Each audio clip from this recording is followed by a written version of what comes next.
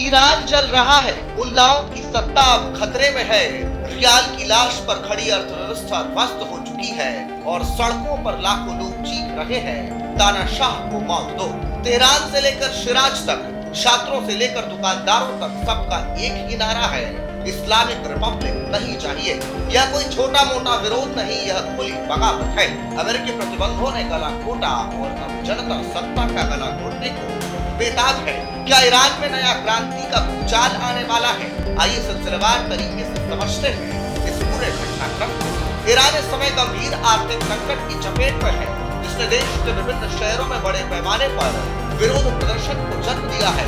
देश की मुद्रा रियाल डॉलर के मुकाबले ऐतिहासिक निचले स्तर पर पहुंच चुकी है, जहां एक अमेरिकी डॉलर की कीमत 14,30,000 रियाल तक जा पहुंची।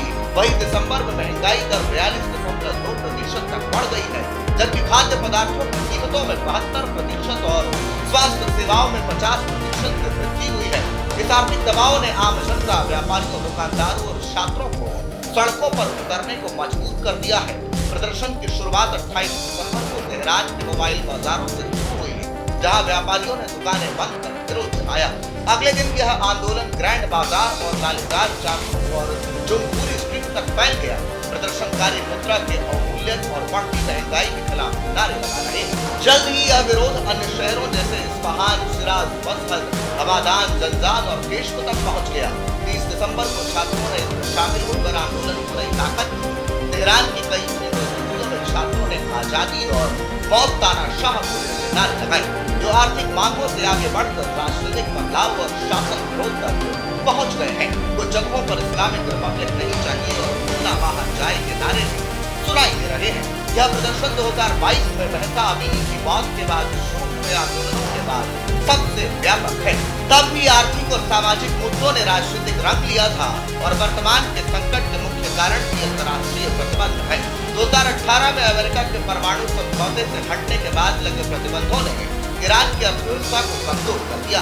2025 में जून में इजराइल के साथ 12 दिनों तक चले युद्ध और दिसंबर में संयुक्त राष्ट्र के स्नैपबैक तंत्र ने नए प्रतिबंधों की स्थिति को और बिगाड़ दिया।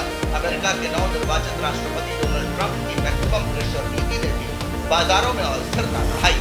ऊर्जा संकट, पानी की कमी और प्रदूषण जैसी समस्याएं भी जनता के गुस्से को भड़का रही है।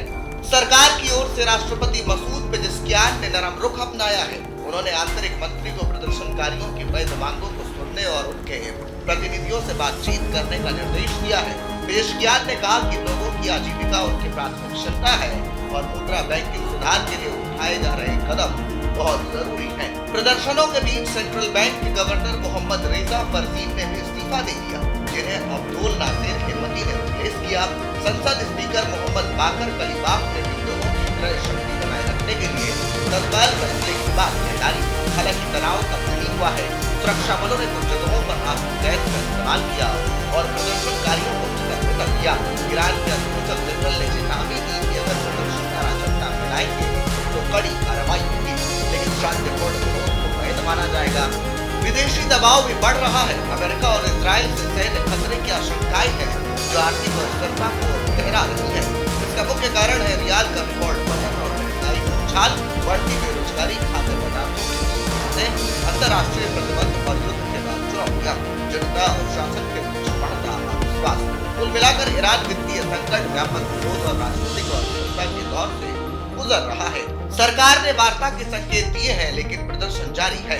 विशेषज्ञों का मानना है कि बिना प्रतिबंध, राहत या बड़े सुधारों के यह संकट और गहरा सकता है।